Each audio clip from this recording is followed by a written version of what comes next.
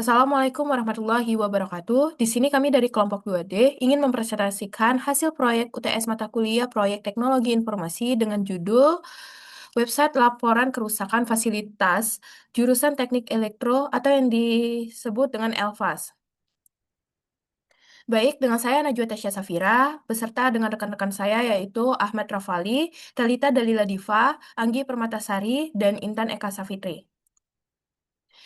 Pada bagian bab 1, pendahuluan, saya mengerjakan latar belakang, yang dimana fasilitas kampus ini penting untuk mendukung kegiatan akademik. Namun di jurusan Teknik Elektro, Universitas Lampung, masih sering terjadi kerusakan, seperti kursi yang patah dan AC yang rusak. Pelaporan yang masih manual membuat laporan sulit dipantau dan tidak terdokumentasi. Jadi berdasarkan kuesioner yang telah kami sebarkan, 97,7% mahasiswa pernah menemukan kerusakan dan sebagian besar tidak tahu harus melaporkan ke siapa. Karena itu dibutuhkan website laporan kerusakan fasilitas atau LFAS agar pelaporan lebih cepat, transparan, dan efisien. Adapun batasan proyek yang kami kerjakan, yang pertama itu ada sistem berbasis web, yang dimana tidak mencakup aplikasi mobile. Yang kedua itu hanya menangani pelaporan kerusakan fasilitas fisik. Yang ketiga itu pengguna terbatas pada mahasiswa, staf, dan teknisi jurusan teknik elektro. Yang keempat itu terdapat fitur utama yang dimana formulir laporan, unggah foto, status laporan, dan notifikasi. Pada bab 2 metodologi, di sini saya berdiskusi, membantu diskusi bersama teman-teman saya. Dan pada bab 3 hasil kuesioner, di sini bagian saya itu yaitu profil responden, yang di mana jumlah responden ini kami mendapatkan 44 mahasiswa jurusan teknik elektro, yang di mana responden ini dipilih karena mereka ini pengguna utama fasilitas kampus. Yang ketiga ini data responden ini dinilai relevan dan representatif untuk merumuskan kebutuhan apa saja pada sistem laporan ini. Yang keempat ini hasil kuesioner menjadi dasar kuat dalam penentuan fitur dan desain sistem website Elfas ini. Dapat dilihat pada di sini ada diagram yang dimana mahasiswanya ini 97,7% dan yang bukan mahasiswa 2,3%. Di sini ada pengalaman responden, yang dimana pengalaman responden ini pernah menemukan kerusakan fasilitas. 97,7 mahasiswa pernah menemukan kerusakan fasilitas di kampus, yang dimana hanya 2,3% yang belum pernah menemukan. Artinya, kerusakan fasilitas adalah masalah nyata dan berulang yang memerlukan sistem pelaporan yang terstruktur. Pada bab 4 perencanaan proyek, di sini saya memonitoringkan kepada anggota-anggota saya.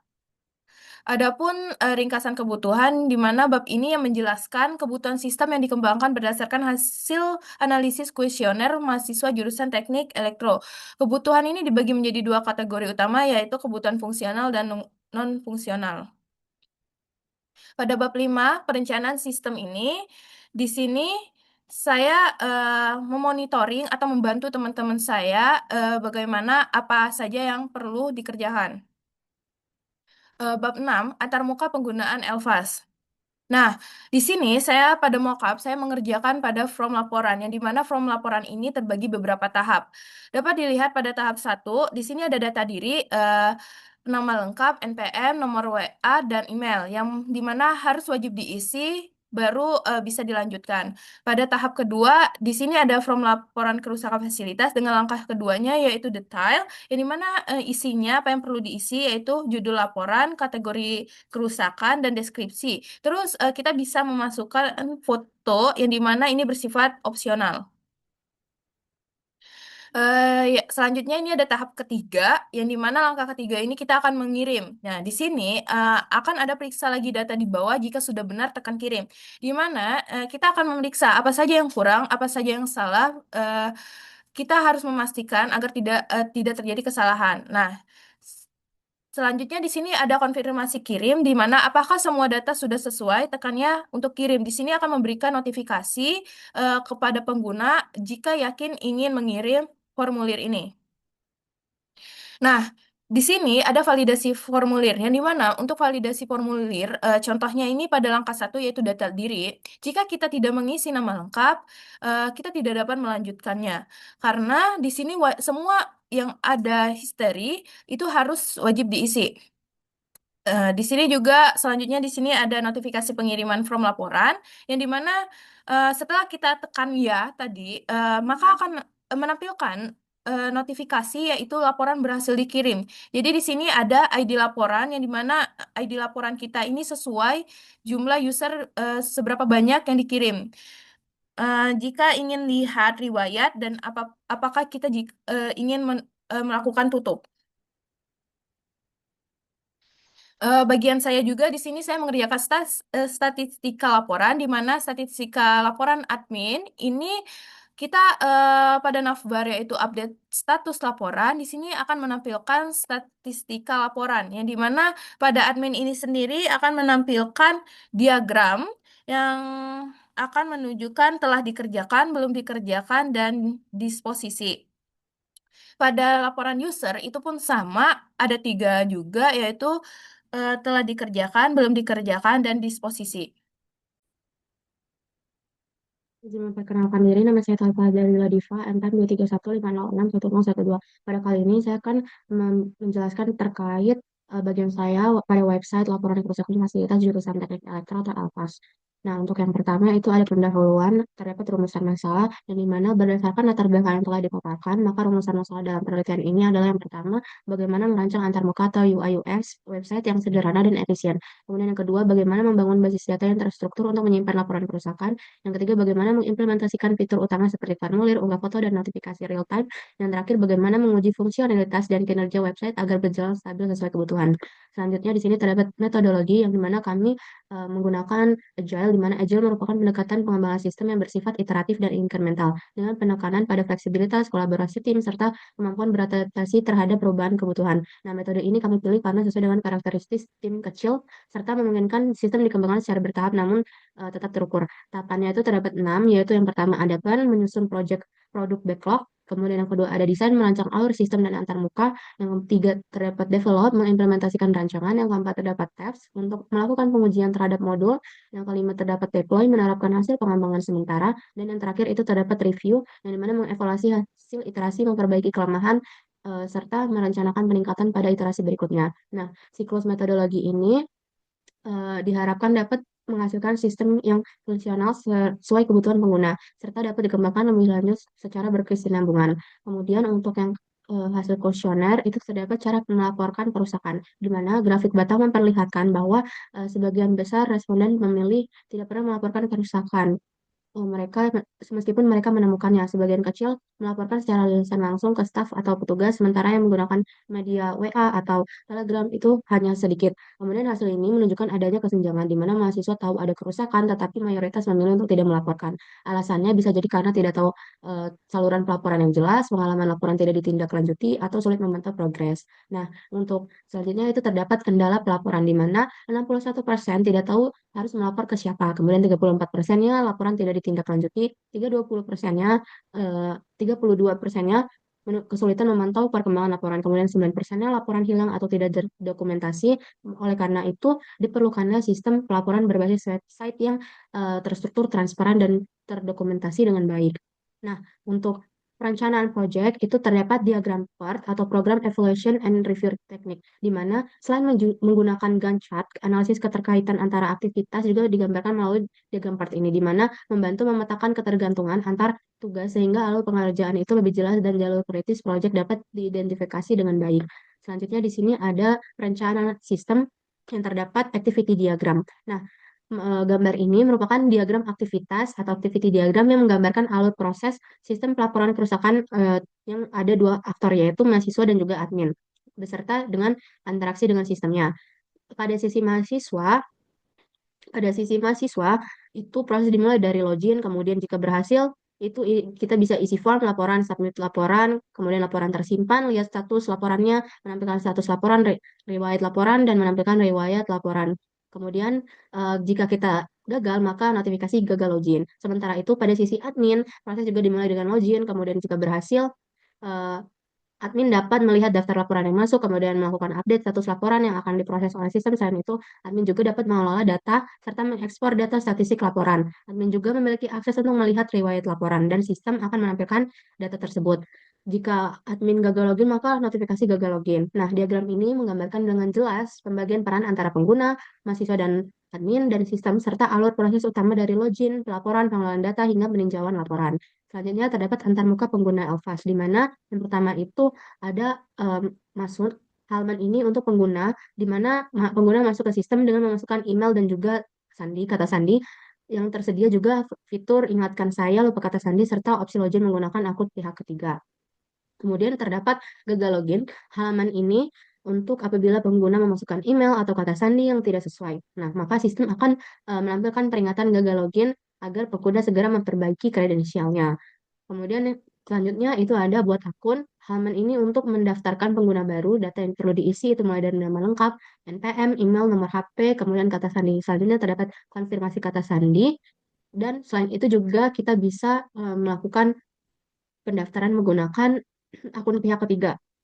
Selanjutnya di sini ada lupa kata sandi yang digunakan ketika pengguna tidak dapat mengingat kata sandi akunnya. Maka sistem meminta pengguna untuk memasukkan alamat email terdaftar, kemudian mengirimkan tautan pemulihan untuk melakukan reset kata sandi. Misalnya di sini terdapat beranda, yaitu beranda admin dan juga beranda user. Pada beranda admin itu untuk memantau laporan kerusakan terbaru, admin dapat memperbarui status laporan, kemudian mengelola kategori kerusakan, serta mengekspor data untuk keperluan dokumentasi. Kemudian untuk beranda user, mahasiswa atau pengguna umum pada beranda user dapat melihat daftar laporan kerusakan terbaru, membuat laporan baru, serta meninjau riwayat laporan yang pernah dikirim.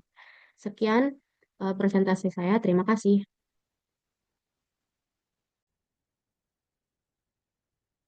Assalamualaikum warahmatullahi wabarakatuh. Izin memperkenalkan diri, saya Anggi Permatasari, NPM 235061064 dari kelompok 2D. Di sini saya akan menjelaskan bagian yang saya kerjakan dalam website laporan kerusakan fasilitas jurusan Teknik Elektro atau LFAS. Nah, di sini di bab satu saya mengerjakan di mana tujuan proyeknya ini yang saya rancang itu untuk merancang antarmuka website yang intuitif dan mudah digunakan. Yang kedua, membangun basis data untuk menyimpan laporan kerusakan secara terstruktur. Lalu mengembangkan fitur laporan seperti formulir laporan, unggah foto, dan notifikasi. Lalu yang terakhir yaitu melakukan pengujian sistem agar berjalan stabil dan sesuai kebutuhan pengguna. Nah, manfaat dari proyek ini menurut saya yaitu bisa mempermudah mahasiswa untuk melaporkan kerusakan dengan cepat dan transparan. Dan bagi dosen atau staf, memudahkan pemantauan laporan dan penentuan prioritas perbaikan, yang mana yang harus diperbaiki dahulu.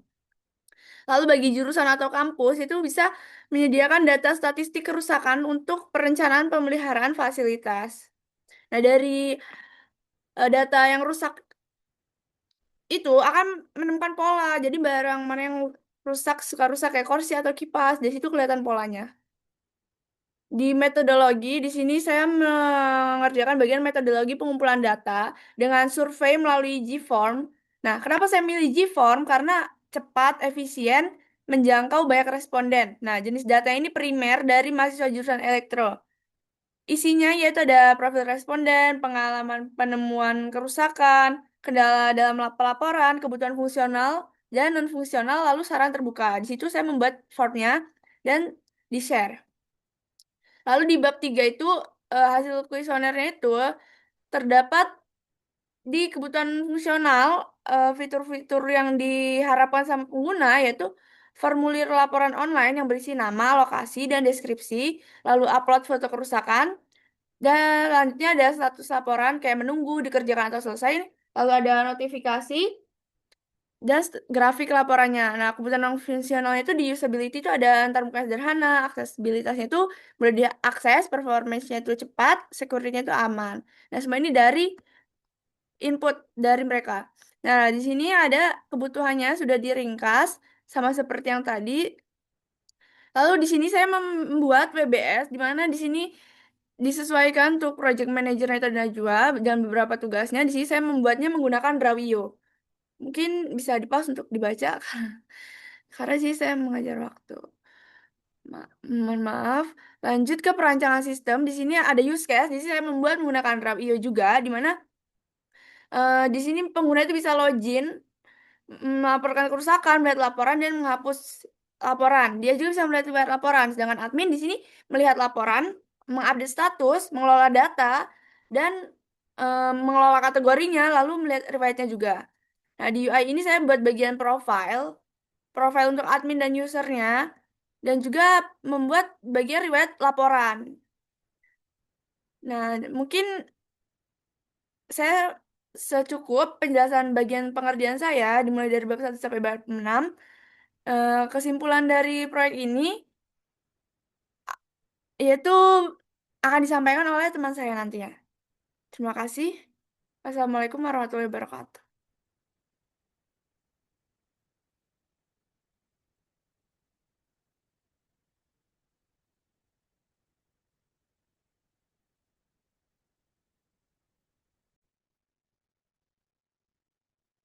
Assalamualaikum warahmatullahi wabarakatuh. Izin memperkenalkan diri, nama saya Intanika Safitri dengan NPM 23150610664. Pada kesempatan kali ini, saya akan menjelaskan tentang hasil diskusi saya bersama kelompok saya mengenai website laporan kerusakan fasilitas jurusan Teknik Elektro atau LFAS. Baik, di sini saya sebelumnya akan menjelaskan untuk bagian responden, di mana untuk responden sendiri terdiri dari 44 mahasiswa jurusan Teknik Elektro. Dengan alasan pemilihan, yang pertama, mahasiswa adalah pengguna utama fasilitas kampus. Lalu yang kedua, mahasiswa merupakan entitas yang paling sering menemukan dan melaporkan kerusakan.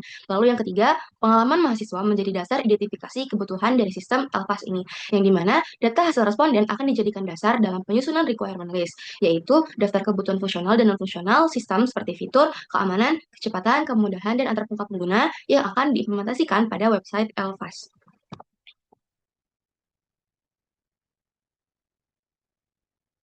Selanjutnya, terdapat kebutuhan fungsional yang dimana fitur utama yang diharapkan pengguna yaitu yang pertama, formulir laporan online. Lalu, upload foto kerusakan, status laporan, menampilkan notifikasi pembaruan laporan, dan juga dapat melihat statistik atau grafik laporan, yang dimana tentunya mahasiswa menginginkan sistem yang digunakan transparan dan memberikan umpan balik yang jelas.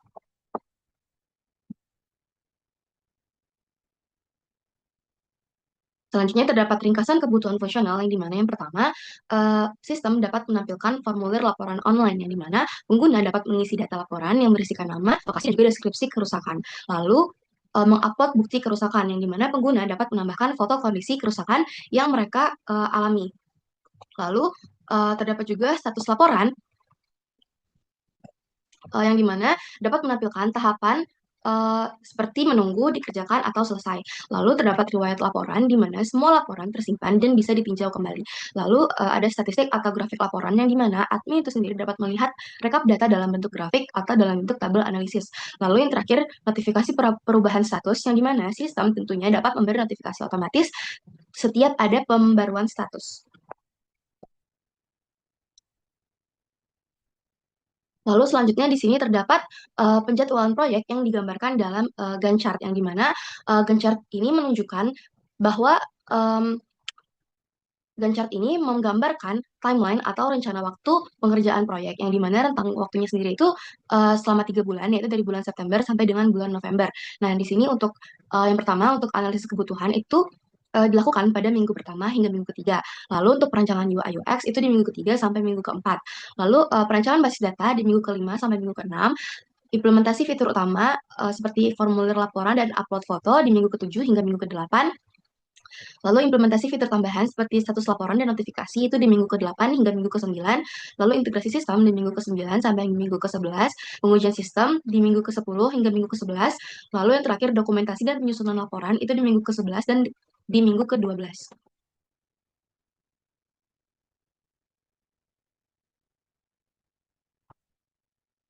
Lalu selanjutnya terdapat kelas diagram yang dimana kelas diagram ini menggambarkan sistem LVAS yang melibatkan dua peran utama yaitu admin dan juga user atau pengguna.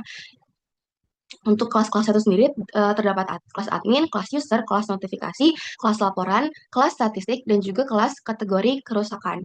Nah, di mana untuk relasinya itu sendiri, admin dapat mengelola banyak laporan, lalu user dapat membuat banyak laporan.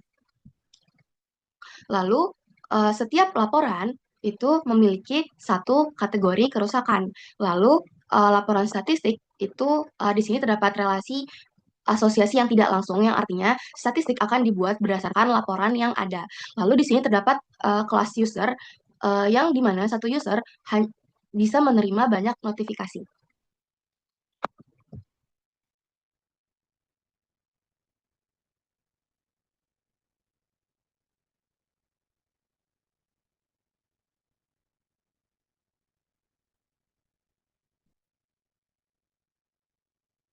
Lalu di sini terdapat halaman notifikasi dari website Elvas, yang dimana halaman notifikasi ini merupakan fitur yang menampilkan seluruh informasi atau pemberitahuan yang berkaitan dengan status laporan kerusakan yang dibuat oleh pengguna itu sendiri. Yang dimana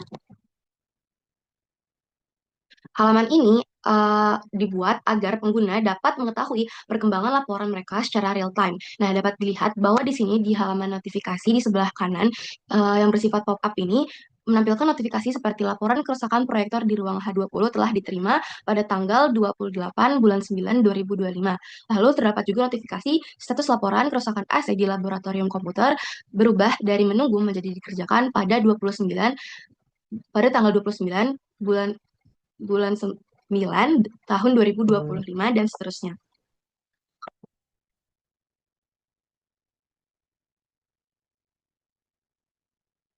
Lalu di sini terdapat halaman kategori laporan yang akan muncul ketika pengguna mengisi form laporan kerusakan fasilitas pada tahap kedua, yaitu detail. Nah, di sini dapat dilihat pengguna dapat memilih kategori sesuai dengan kerusakan yang dialami, seperti pencahayaan untuk lampu dan sebagainya, lalu pendingin dan ventilasi, peralatan elektronik, kebersihan dan sanitasi, bangunan dan struktur, furnitur seperti meja, kursi, dan lain sebagainya.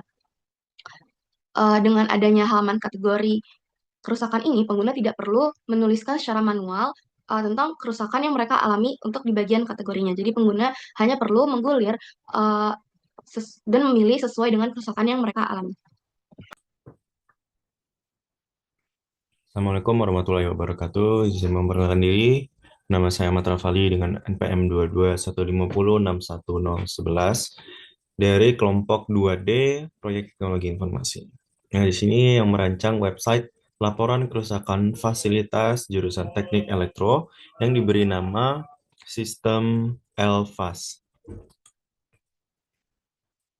Selanjutnya yaitu batasan proyek.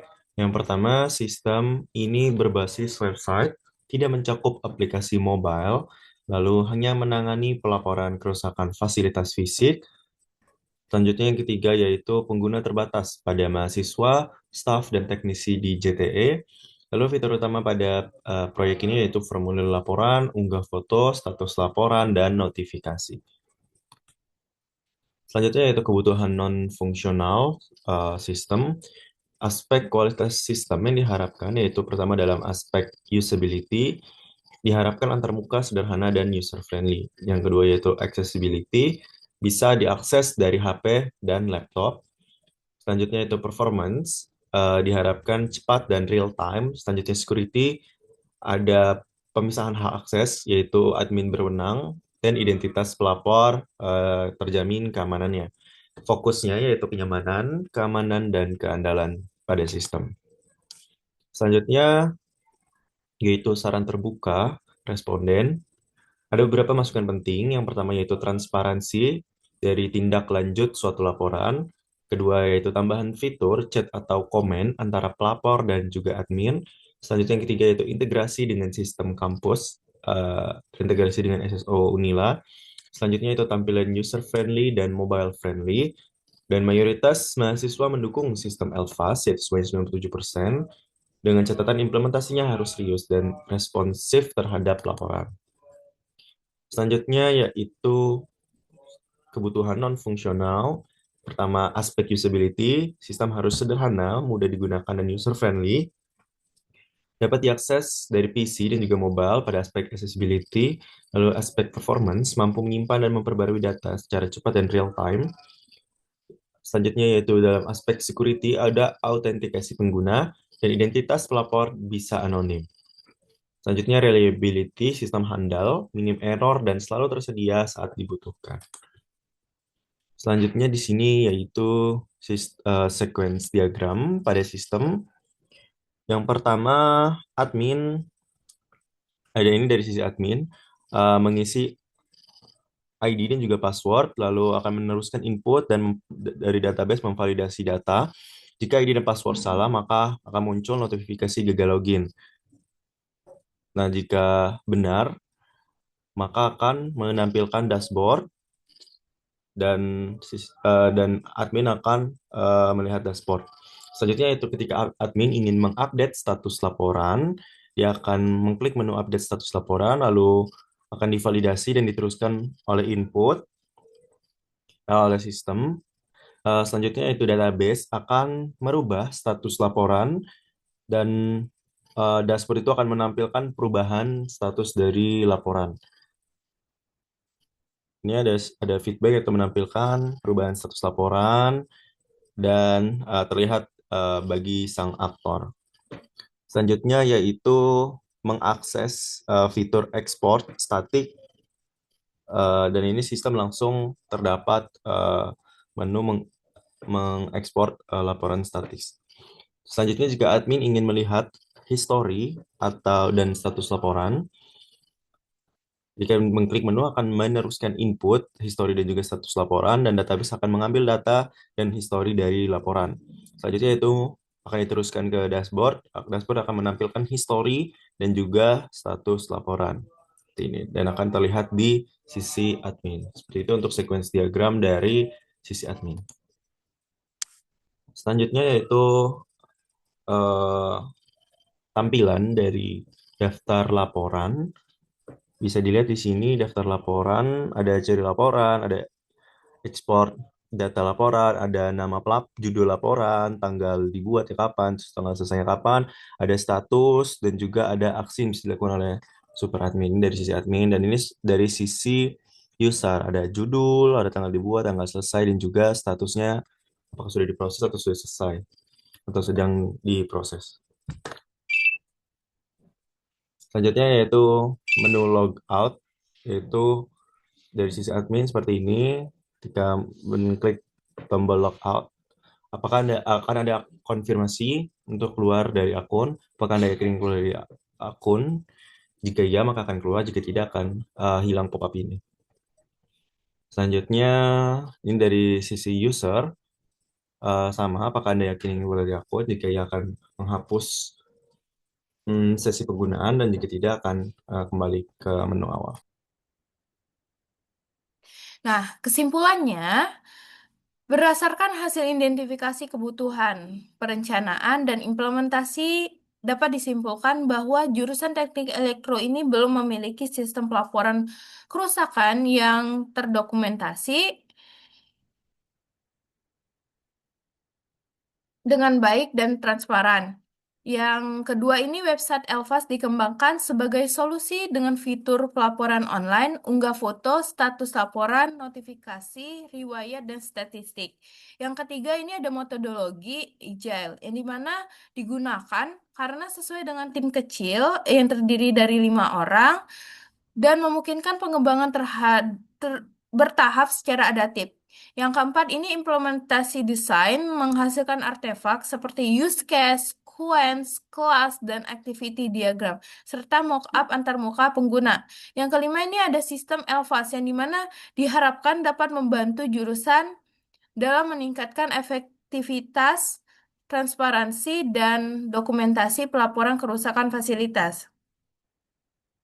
Adapun saran yang dimana sistem ini perlu diuji lebih dulu pada skala pengguna yang lebih luas agar dapat dioptimalkan sesuai kebutuhan nyata di lapangan. Yang kedua ini diperlukan integrasi dengan sistem akademik Unila agar autentikasi pengguna lebih aman dan otomatis.